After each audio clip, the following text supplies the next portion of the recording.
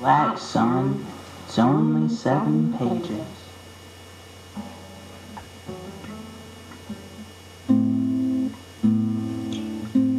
It was a day in high school. I was in the auditorium or the gym for some reason. It never really is my high school. I don't see any of my close friends, and the only face I can remember is Brandon Fields. His father committed suicide our senior year. The dream doesn't flip when it comes downstairs at school.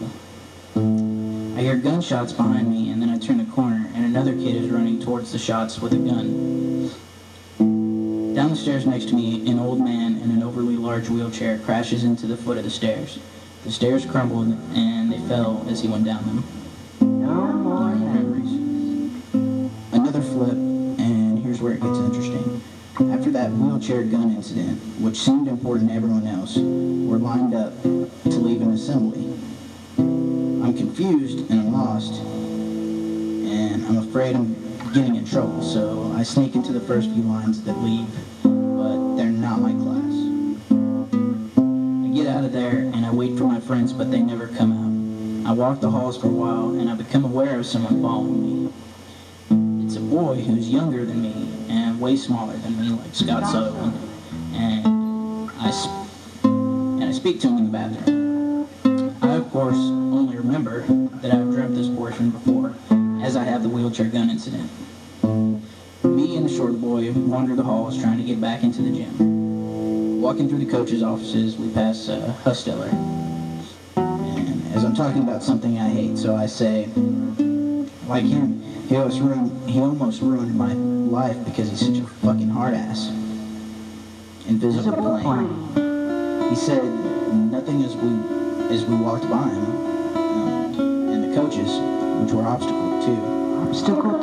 I became aware that this kid he'll probably get me in some shit for roaming the halls. So I tell him to leave, but he stays, walking slightly slower than me, no matter what.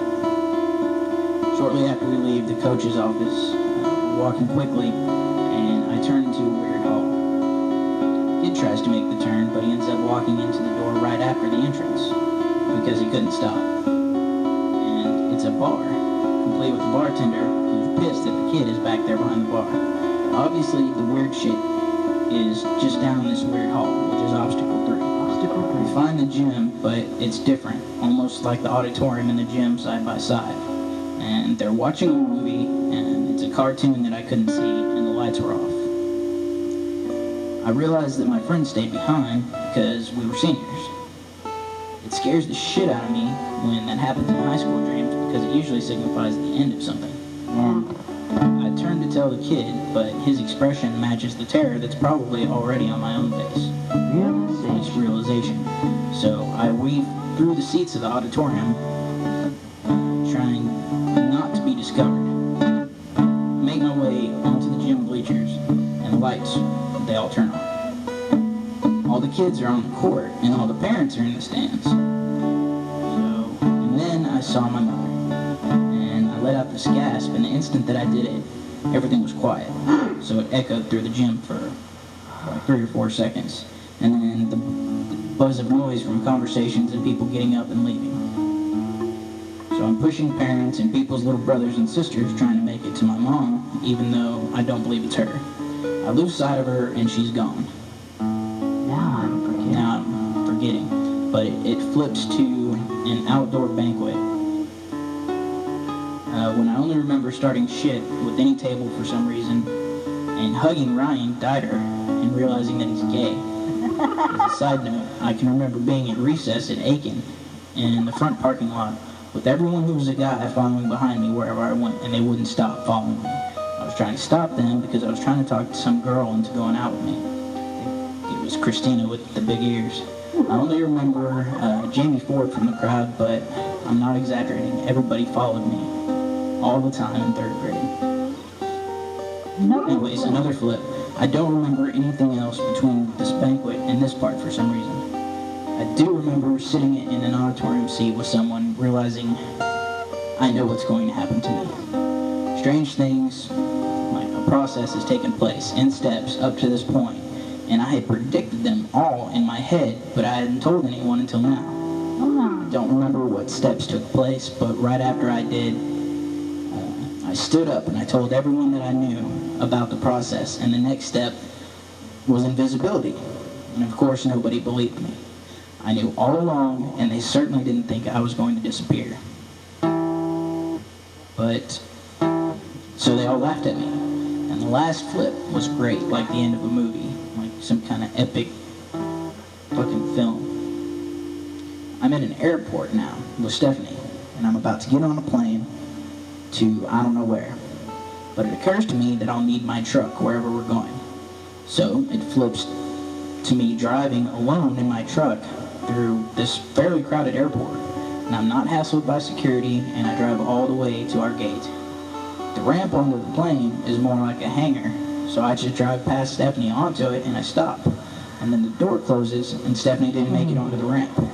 So I'm standing there now, my truck is nowhere in sight, and this ramp, it starts moving forward, and I hear someone radio over the intercom that the pilot has left her behind.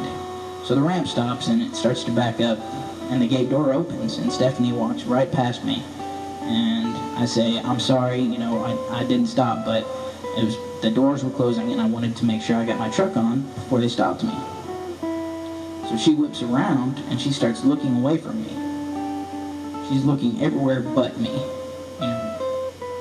And I realize that it's not because she's too mad to look at me. It's because she can't see me. I'm invisible. So I just laugh my ass off and then I wake up.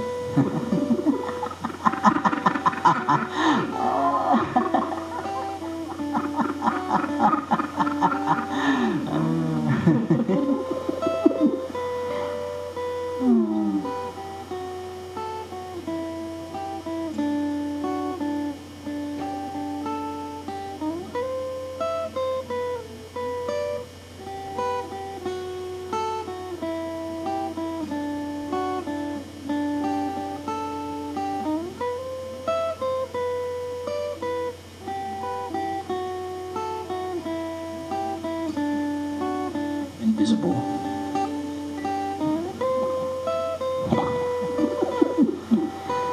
Me too.